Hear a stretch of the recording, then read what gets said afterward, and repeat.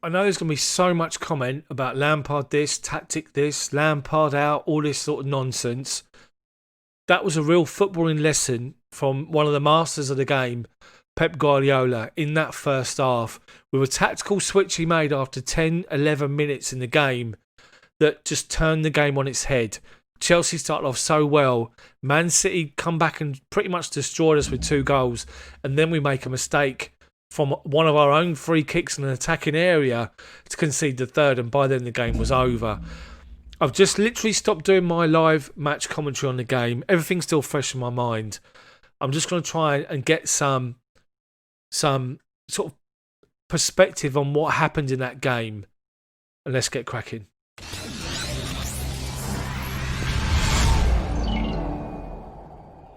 So before the game, we saw the team lineups. Man City got some players out, Kyle Walker and Edison in particular, but they were still strong. Chelsea was strong. We had the dream midfield and the dream front three. And that front three, obviously, Hakim Ziyech on the right, Pulisic on the left and Timo Werner. We were all excited to see what could happen with those three finally playing together. I sit here now when the game's finished and Werner's hardly been involved. Ziyech has hardly been involved. Didn't track back when he needed to be. Got caught a few times. Christian Pulisic was the best out of all three of them.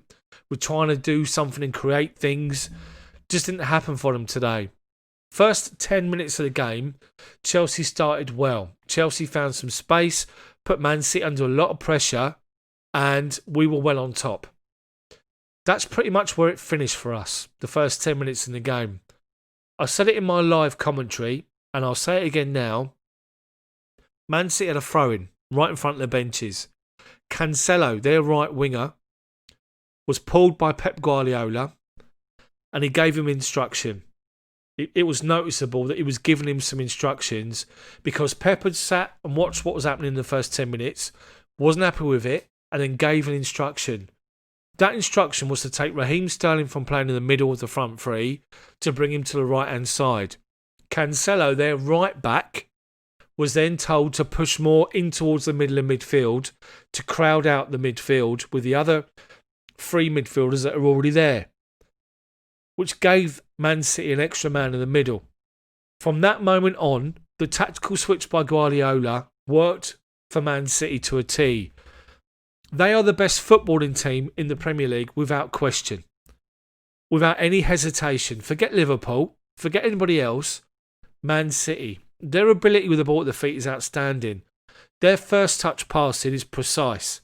There's no wayward balls. There's no, just hit and hope. It's one touch, precision passing, finding somebody in space.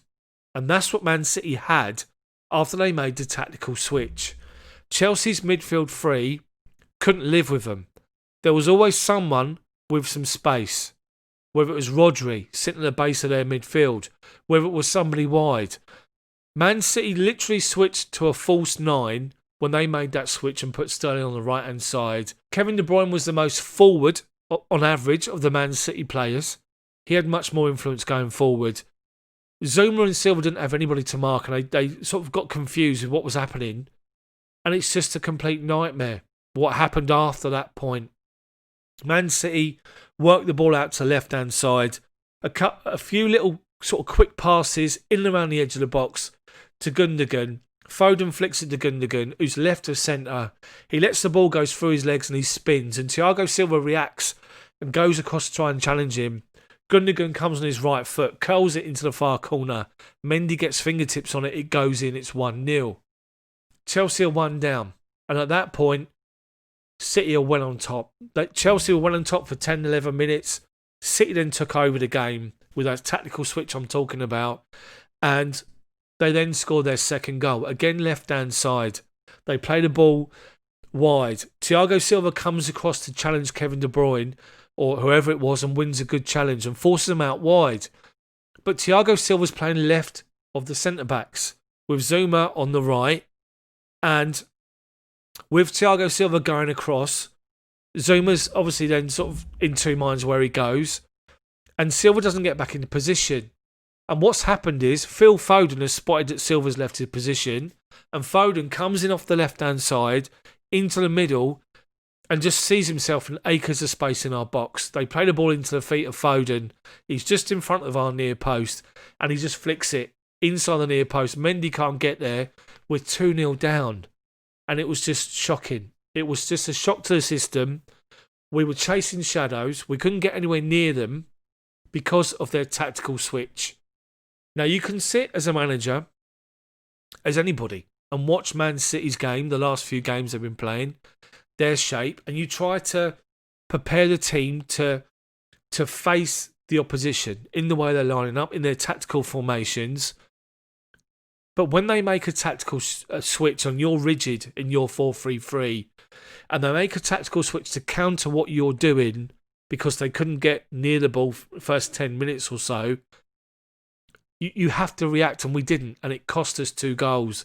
And then an absolute calamity for the third goal. We've got an attacking free kick. Ziyech is taking it 35 yards out, left-hand side, looking to float a ball into the box. Now, the free kick wasn't good enough to start with, but N'Golo Kante's the last defender. And he's just sitting at the top of the centre circle, inside their half. They head the ball away because the free kick is poor anyway. So Kante steps forward to win it, and the ball's bouncing, and he tries to play a ball like a volley. He tries to volley it out to left-hand side so we can keep the attack going with Chilwell or whoever it was on the left-hand side. And he underhits it. And when he underhits it, his momentum of trying to play that ball out takes him forward. With that, Raheem Sterling, as Phil Foden did earlier, spots that Kante's the last defender and makes a run in behind him. Kevin De Bruyne sees it, heads the ball as the ball comes from Kante, which was poor, heads it into the path for Sterling, who collects it 10 yards inside his own half and drives forward. N'Golo Kante, to his credit, hunts him down, gets towards the edge of our box and forces him out to the left-hand side. Chelsea players, we get our bodies back, and when Sterling stops, left-hand side of our box, sort of about, I'd say 18 yards out, he stops and tries to get onto his right foot. As he's doing that, we got bodies back. Chelsea got 4, 5, 6 bodies back in the box. Sterling curls it to the far post. It comes off the far post and falls straight into the path of Kevin De Bruyne, who takes a touch and just slides it home under a challenge, and we're 3-0 down. The first 2 goals were just outstanding play for Man City, opening us up with the extra man in midfield. The third one was just a calamity. How can you ever leave one defender back for an attacking free kick? Okay, Man City got all their players back and just left Sterling, but you can't go one-on-one with somebody. You have to have at least 2 defenders back defending. Didn't happen, and it was calamitous. But Man City, in that final, say half an hour, 32 minutes of the first half, gave Chelsea a footballing lesson.